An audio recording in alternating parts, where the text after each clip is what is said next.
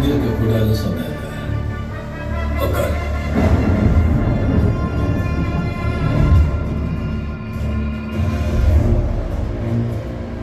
இல்ல, வண்டி எதுவும் வந்திருக்கு. ஆமா.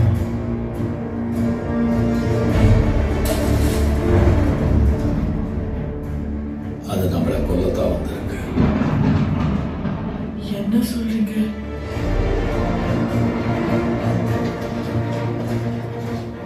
நீ அப்ப சொன்னேன் விஜய், அதான் கரெக்ட். அதை ரொம்ப நேர்மையா வளர்த்துட்டேன், அதான் கொண்டுட்டாங்க. அர்ஜுன் செத்ததுக்கு நான் ஒரு காரணம்.